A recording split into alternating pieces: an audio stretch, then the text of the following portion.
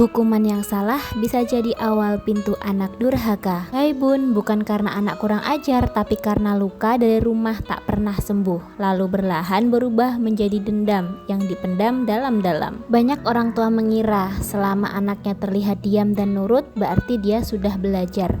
Padahal bisa jadi yang ia pelajari bukan tentang benar dan salah, tapi tentang bagaimana menahan tangis di balik pintu kamar. Tentang bagaimana menghindari kesalahan bukan karena faham, tapi karena takut dibentak atau dipukul. Dalam proses mendidik anak, tak jarang orang tua menggunakan cara kekerasan seperti memukul, mengancam, dengan dalih mendisiplinkan. Banyak yang berpikir bahwa dengan membuat anak jera, maka ia akan patuh. Namun cara seperti ini bukan hanya tidak efektif dalam jangka panjang, tetapi justru bisa menciptakan jarak emosional antara anak dan orang tua. Anak tidak semakin dekat, tapi akan semakin menjauh secara perasaan. Ya bunda, ketahuilah setiap anak itu terlahir dalam kondisi fitrah, mencintai dan mempercayai orang tuanya. Namun ketika setiap kesalahan kecil disambut dengan bentakan, hukuman, ancaman tanpa penjelasan, ia mulai merasa tidak aman di rumahnya sendiri. Lambat laun, cinta yang seharusnya tumbuh subur malah berubah menjadi rasa takut, dendam, bahkan kebencian yang dipendam. Disinilah awal pintu durhaka bisa terbuka, bukan karena anak yang tak beradab, tapi karena luka yang tak pernah sembuh. Hukuman yang diberikan kepada anak secara kasar dan brutal bisa berdampak pada psikologis anak. Dalam sebuah penelitian menjelaskan bahwa hukuman yang dilakukan secara berulang-ulang, baik fisik, berdampak pada penurunan empati dan meningkatnya agresivitas pada anak.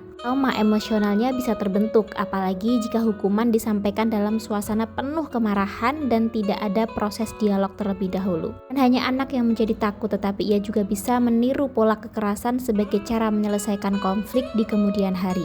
Seorang anak yang tumbuh dalam lingkungan penuh ancaman, teriakan, tidak tumbuh dengan rasa aman. Ia belajar bertahan, bukan berkembang. Ia akan cenderung menarik diri, merendam perasaan, atau bahkan mencari pelarian emosional di luar rumah.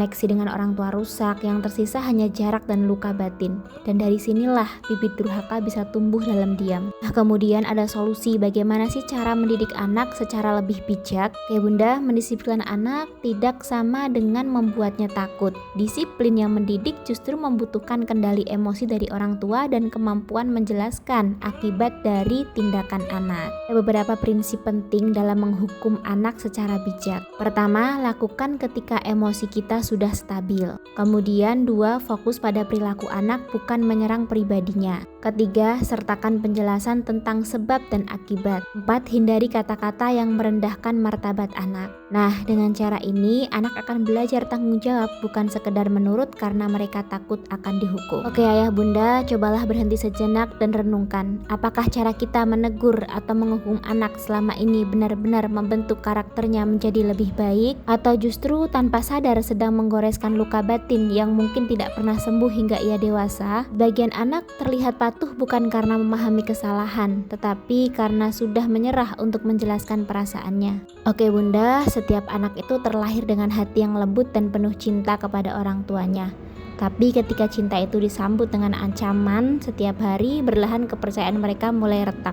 Rumah yang seharusnya jadi tempat paling aman justru berubah menjadi luka yang tak terlihat. Jika videonya bermanfaat, jangan lupa follow akun ini supaya kamu tidak ketinggalan tips-tips parenting lainnya.